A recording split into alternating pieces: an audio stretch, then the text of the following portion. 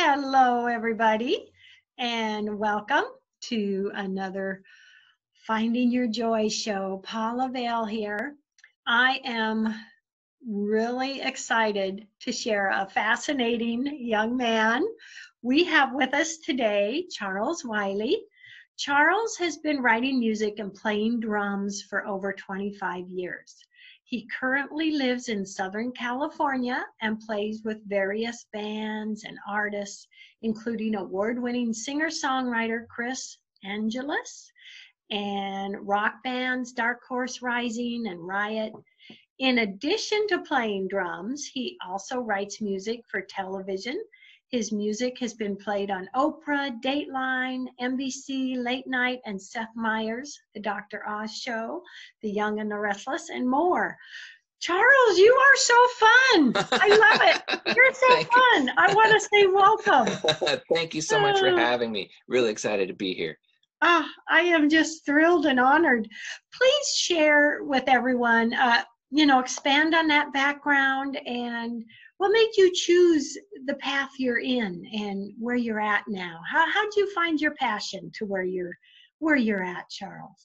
Well, it has to go back to being a child. As a kid, my dad played guitar, still plays guitar, and it's funny, he's retired now, but he teaches more guitar lessons to kids now than he ever did while we were kids, it's great. But music was always around the house, and music was always there. So when I would go to friends' houses and things like that, I'd be like, they don't have music going on all the time. And my dad had a little recording studio in the house with a drum set, guitar, all that stuff. And it was just normal for me and my older brother to just play, just to jam. And my older brother started playing guitar. And since him and my dad both played guitar, I was like, oh, I don't want to play guitar. No, I can't be like them. So I just went to the drum set in the corner and just started playing. And from there, that's kind of where my passion for music took off. And now we, fast forward 25 years. And for the last 5 or 6 years, I've been a full-time touring musician, working musician in Los Angeles. I get the great joy of touring around the world, playing with different artists, different bands, and helping their creations kind of come to life. Oh, I love it. I love it. Well, tell us what inspired you to write your great corn project. Well, The Corn Man. I love it. I mean, it is the funnest book. Well, thank you so much. Really, what started it about 6 years ago, my wife and I wanted to just learn more about what's in our food, get a little healthier. So it started with the documentary Forks Over Knives and, eating a plant-based diet and all of that. From there, I don't know why, but I picked up this book called Foodopoly, written by Winona Hodder, I think is her name. She's the founder of Food and Water Watch. They do a lot of activism stuff, purifying, cleaning up water. But anyway, I bought the book, didn't read it, but I got a gig on a cruise ship for 3 months, and I was in the party band. So I took the book with me, and for some reason, I would start taking this book with me to lunch. And the book was about the consolidation of the food market and factory farming, and kind of ran the gamut. But I'd be reading this book, and I would get sick to my stomach reading about how pigs were treated, or cows were treated, or chickens were treated, or how there was corn and everything. And honestly, I would just stop eating. I lost like 15 pounds on that gig because the bandmates were like, "Are you okay?" And I was like, I can't do this anymore. But oddly enough, corn was the thing that stuck out to me. That corn was in virtually everything we eat, and I couldn't put my finger on why. And nothing wrong with corn, the vegetable, corn on the cob, corn, that stuff's fine. But as a cheap filler in all of these foods, and what it does to livestock, and how cows can't digest it and it makes them sick, and how that's leading to health problems for us. So long story short, I decided I want to do something about this. I felt like I was blindsided by this. Like, how did I not know this? How are more people not talking about it? So I decided I want to create a project that'll get people involved, families and kids involved with the food they eat. And I created the Corn Man Project. I wrote the music first, and then my wife and I wrote a children's book to accompany that. It's 3 chapters long. Chapter 1 is out on paperback already. That's what you have. Chapter 2 is out in the ebook form, but the paperback version of that will be coming out later this year. And then we're going to wrap up the project next year with chapter 3, paperback, more music, the whole 9 yards. I love it. I love it. Because that is, you know, it's true. It's not talked about. And, you know, that is in our food. No, it isn't. Corn is everywhere. It's so true. You're so right. You're so right. And there have been great books. I mean, Michael Pollan's book, The Omnivore's Dilemma, did a really, really good job talking about it. These 2 guys wanted to grow corn and see where it went, and you know, so there is the information out there, but just like you said, it just gets swept under the rug. You know, why? Who cares that it's in everything we eat? You know, and it's like, well, there's a lot of reasons to care. You know, I mean, 10% of corn grown in the U.S. in 2018 was purely for ethanol use alone. So you grow this crop just to burn it. You know, 30% was for livestock feed. You know, and it goes in all of this stuff. And the way your body breaks down corn is different than, say, a regular sugar. So that more and more research is showing that's leading to the rise in diabetes, type 2 diabetes, especially in kids, obesity. So it's kind of a health crisis. And, you know, a lot of people are looking in different directions. And I understand everyone's busy, everyone has their things going on, but it's right there in front of us. I mean, all you need to do is go to the grocery store, start checking those food labels. And that's one of the goals with the project, is I want to get people to start checking those food labels. And just, you know, I mean, I created a word search that is all different names for corn, and there's over 56 different names for active corn ingredients in food today.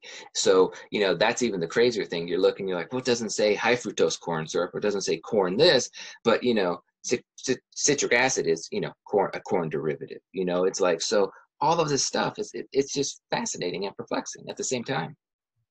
So, Charles, do they give the corn all these different names to kind of fool us and disguise it? You know, why would there be so many names?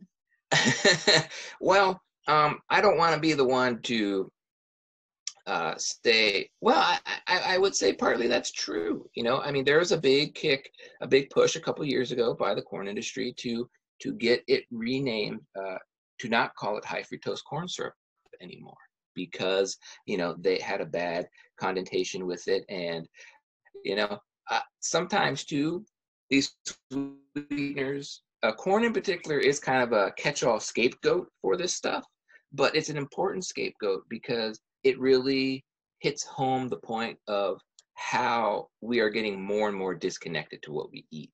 And that is one of the things that I want to help bring back with the project is, you know, I want everyone to reconnect to the food we eat. I mean, it blows me away that my grandparents, you know, had some fruit trees and some vegetables grown in their backyard, you know, 50, 60, 70 years ago. And now that's virtually non-existent in a lot of places. They look at you like you're nuts if you grow your own food. Like, what, you can't afford to go to the grocery store? It's like, wait, how did growing food and farming get this bad connotation? It's like, it's what keeps us alive. Shouldn't we be vested in what we're putting in our bodies? Yes, yes. So this project really is out there to really help everyone to open up their awareness and maybe give them some thoughts and some facts of what we really aren't looking at.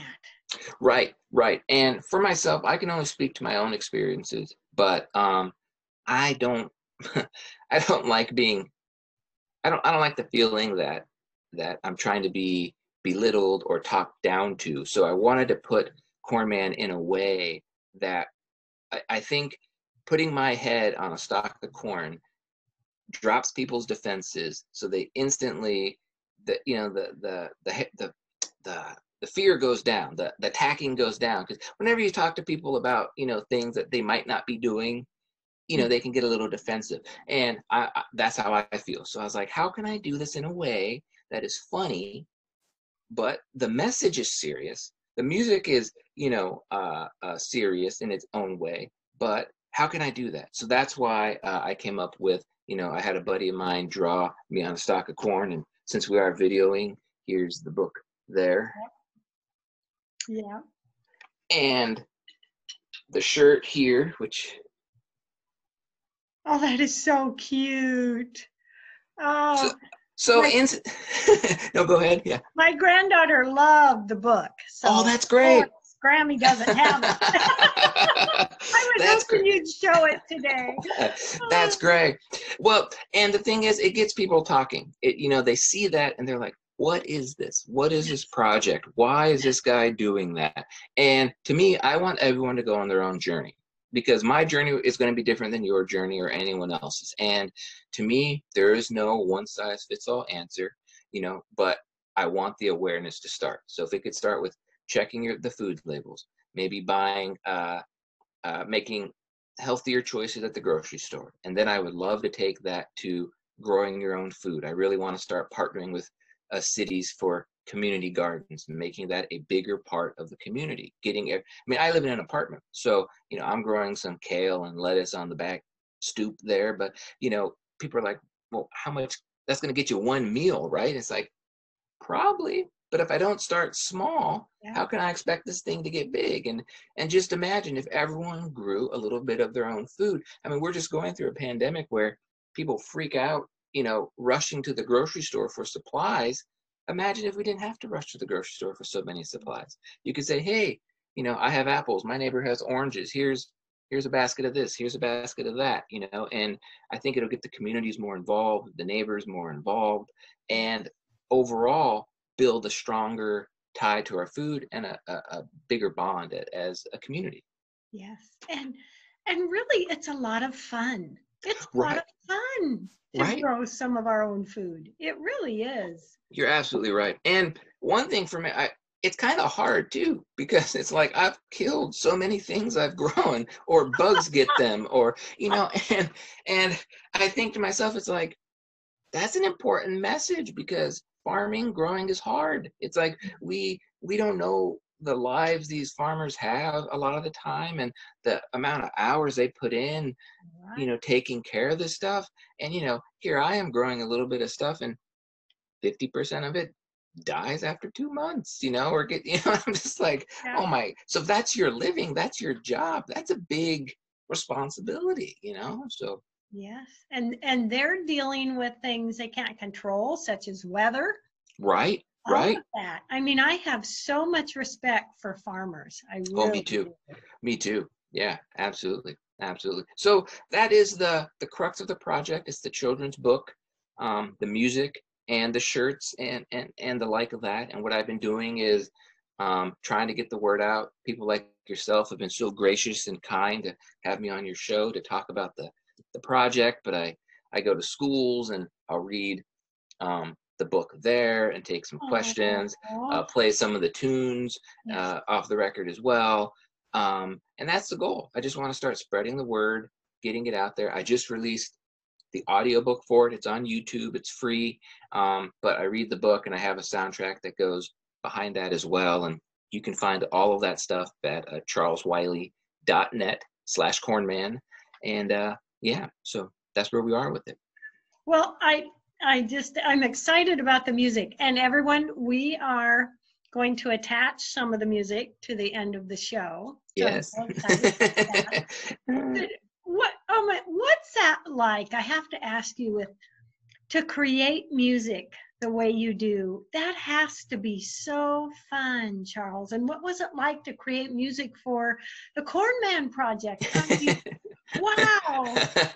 Well, it is fun, and it's interesting because my primary instrument is drums, but I also play piano, and that's where I write all the music from.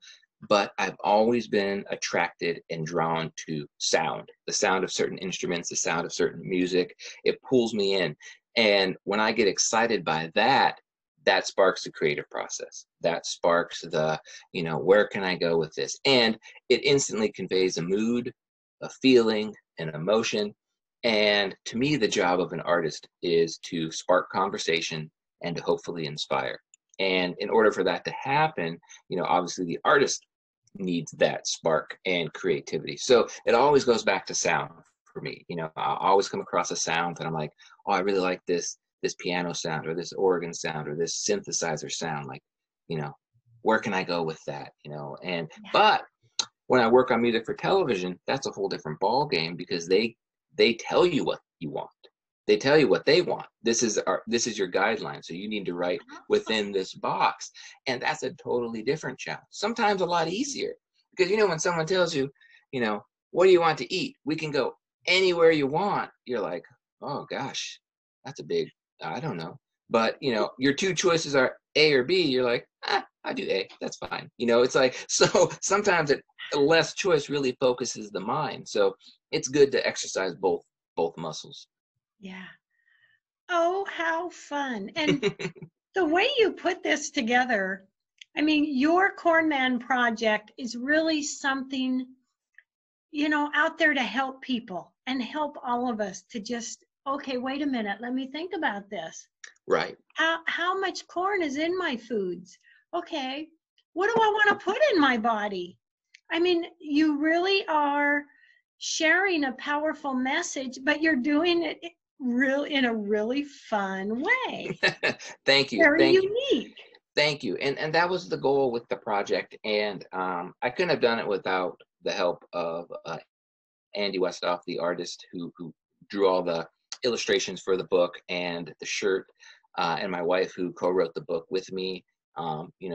Those two were very integral in making it happen, and all the people that have supported it. I mean, it's been a couple year project now, and it keeps building and building and building. And I would love for this thing just to catch on, and for it to be taught in schools, or do presentations on it. And I think it's a good way. I hope it's a good way and a fun way for the whole family to get involved. Because to me, at the end of the day, it's not mom's responsibility to grow the food. It's not dad's responsibility. It's not the kids. It's everybody. Everyone needs to take a more active role in where our food comes from. Yes. And what we're putting in our bodies. And it's, remove the, do I want to do this? Do I not? You don't have a choice, right? It's just what you do. Like you get up, you brush your teeth in the morning. I don't think most people get up in the morning and say, I'm excited to brush my teeth. They just get up and they do it. Right? It's just, so, you can make it fun, you can make it enjoyable, and get the whole family involved. And I think in the long run, that is the goal of the project, to just get everyone involved more.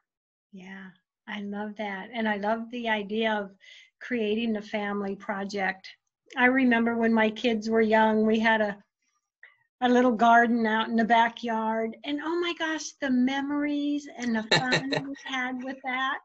Yeah, so true. It's like, I remember running around my grandparents' backyard and picking grapes off the grapevine, or pulling a peach from the peach tree. And as a kid, I remember I didn't like peaches as a kid, and every time but thinking about it now, it's like, those were probably the best peaches I could have eaten, growing right in your backyard, it's like, so yeah, I think, and it won't take a lot, it'll take, if everyone did a little bit, it would make such a huge difference. And that is the goal. And I get asked a lot, well, what about the farmers? If everyone else starts growing their own food, aren't they going to lose their jobs, and that stuff? And it's like, I hope we can transition, because in the United States, we are lucky because we can eat foods year round that most of the other world can't.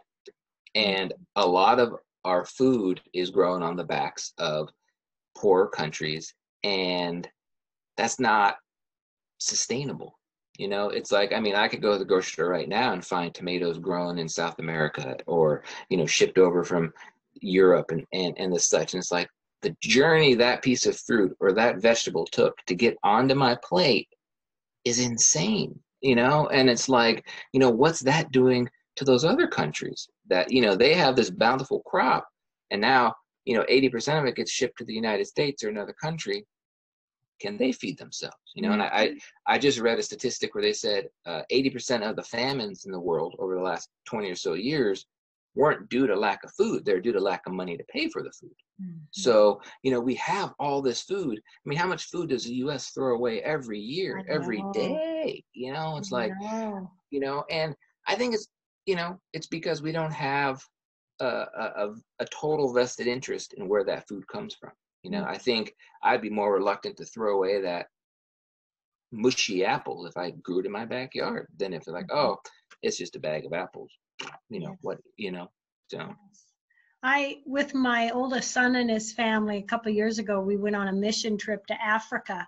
And cool. It was so amazing and wonderful, but it's like, you know, life-changing because, you know, so many there don't know where their next meal's coming from. They don't have the supplies, you know. It really makes you realize, oh my gosh, I'm not going to waste my food. I'm going to go to the farmer markets more often. Right. You know? Now, how many, because I'm curious, the messages you got back from them, that's something you instantly incorporated into your everyday life when you came back. That's incredible. That's amazing. Yes.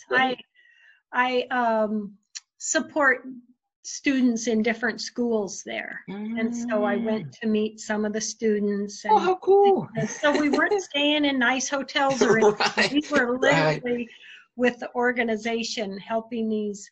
And do you know, something I'll never, ever forget, I'm going to cry if I talk about it, but it really was an eye-opener for me. We would go to schools and we'd take food and supplies. My granddaughter, her class did a 3-month fundraiser and raised $7,000. And we literally took 7 suitcases. We bought stuff there, took stuff. Oh my gosh. We were at this school and they had lunch was like a pot of not a pudding, but, you know, kind of a soup type thing. And like letting us dish it out. Now don't, you know, fill the bowls too full. Well, I'm going, oh, I want them to get a good meal. We ran out of food.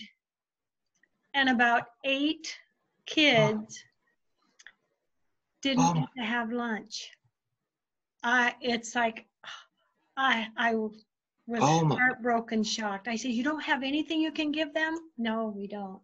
Wow. You know, that's incredible. I'll never forget. My gosh, what a powerful story.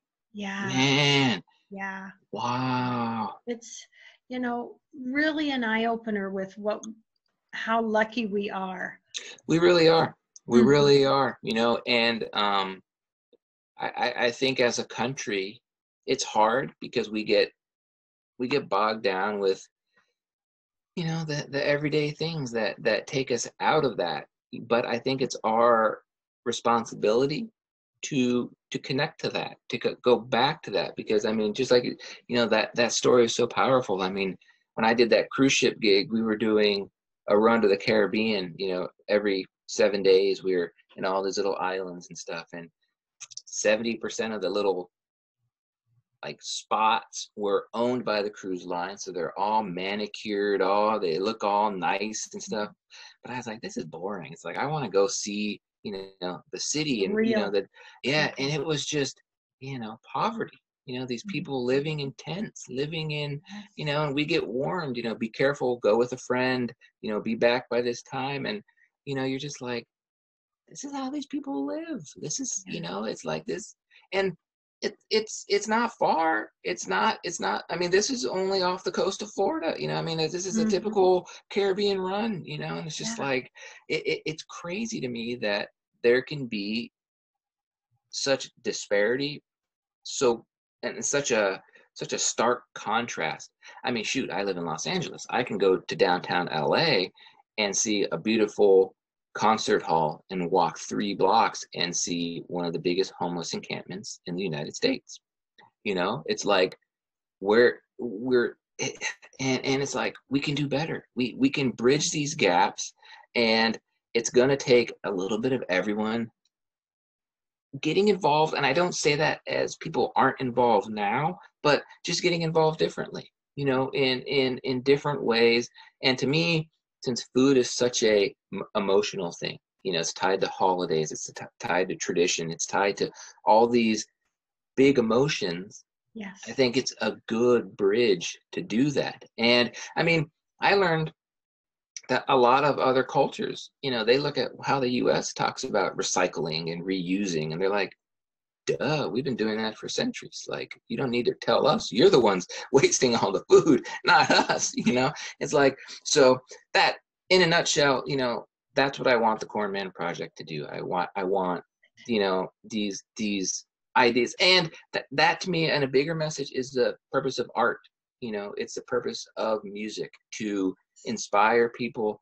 And I don't know what direction they're going to go. I don't know. It might not even be food. It could be in a totally different environmental realm somewhere. But if I could be any part of that, then to me, I feel like the project is helping do what I hope it would do. Oh, I love that. I love that.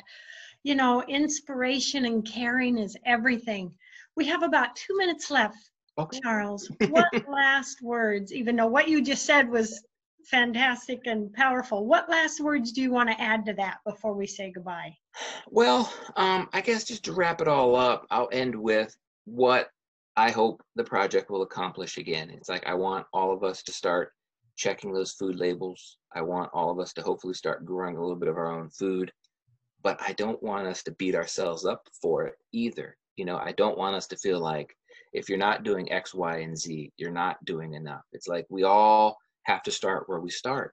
And, you know, those small steps make a huge difference. They make a huge difference. So, you know, we could go from checking food labels to growing our own food to community gardens. And I want that coupled with the arts and the music programs back in schools, back in kids' lives, because I think if we can tie those two things together, what will be produced will be beyond anything I could think of now. Because I work with students all the time, and they blow me away with how smart they are, their capabilities, their capacity. And it's just like, my gosh, I think we don't give them enough credit. And I think if we can maybe just inspire them a little bit more and say, it's all right, just create, see where that goes. So that's the goal. I love it. Share with everyone one more time, if you would, your website. Sure. You can go to charleswiley.net/cornman. There it is right there on the back of that. I love it. And that's the book. Again, if anyone's interested, it's on Amazon. You can click the links on my website as well. All the information is there. If you have any questions, I'm on all the social medias. Well, not all. I take just Instagram and Facebook, but you can message me there. Yeah, I'd love to hear from any of your listeners. And thank you so much for having me on the show. I can't thank you enough. It really means a lot. This has been so wonderful. Everybody out there, thank you for joining us today. Love, hugs, and blessings. Charles, love, hugs, and blessings. Oh, thank you so much. Likewise. Take care. Bye, everyone. Bye-bye.